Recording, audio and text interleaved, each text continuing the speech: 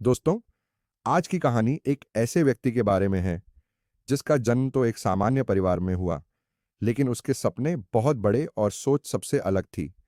उस व्यक्ति की सैलरी केवल 300 रुपए थी, लेकिन इसके बावजूद एक कप चाय पीने के लिए वह व्यक्ति 5 स्टार होटलों में जाया करता था। ऐसी ही अलग सोच रखने वाला यह व्यक्ति आगे चलकर बिजनेस वर्ल्ड का बादशाह बना। सन 1932 को 8 दिसंबर के दिन गुजरात के जूनागढ़ जिले के छोटे से गांव चोरवाड़ में एक साधारण परिवार में इस व्यक्ति का जन्म हुआ। इनके पिता एक शिक्षक थे और माता गृहिणी थीं। माता पिता ने इनका नाम धीरजलाल रखा। धीरजलाल का जीवन साधारण लोगों की तरह ही था।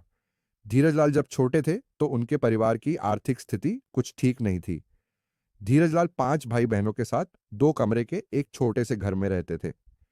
जब धीरजलाल हाई स्कूल में पढ़ रहे थे तो उनके परिवार को पैसों की कमी का सामना करना पड़ा। खराब हालात को देखते हुए धीरजलाल ने हाई स्कूल तक की पढ़ाई की और उन्होंने अपनी आगे की पढ़ाई छोड़ दी। घर की आर्थिक मदद करने के लिए उन्होंने छोटे मोटे काम करना शुरू कर दिया। वे हर हफ्ते गिरनार की पहाड़ियों पर तीर्थयात्रियों को पकौड़े बेचा करते थे ताकि घर का खर्च चल सके। धीरजलाल ने अपने पिता के कहने पर नौकरी भी की, लेकिन धीरजलाल का सपना कुछ और ही था। वे अपनी जिंदगी में कुछ बड़ा करना चाहते थे। यह चाह उन्हें यमन तक खींच ले गई, जहां उनके बड़े भाई रहते थे। यमन में उन्होंने एक पेट्रोल पंप पर नौकरी शुरू की।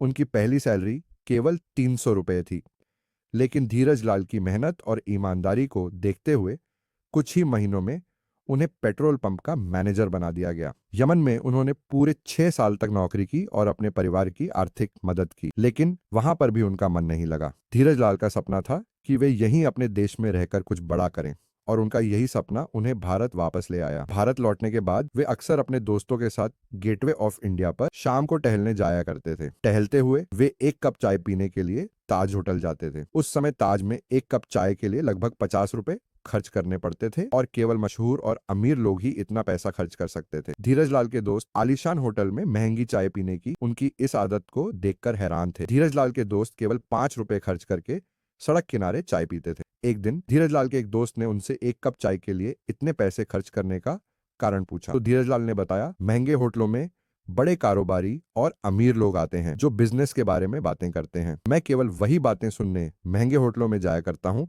ताकि बिजनेस की जानकारी ले सकूं और कुछ सीख सकूं। धीरजलाल की ऐसी सोच उनके दोस्तों को चौंका देती थी। उनकी यही सोच और दूरदृष्टि उन्हें सबसे अलग बनाती थी। ऐसी सोच रखने वाले धीरजलाल ने आगे चलकर भारतवर्ष की सबसे बड़ी कंपनी रिलायंस इंडस्ट्रीज की स्थापना की और देश के सबसे अमीर व्यक्तियों की सूची में शामिल हो गए।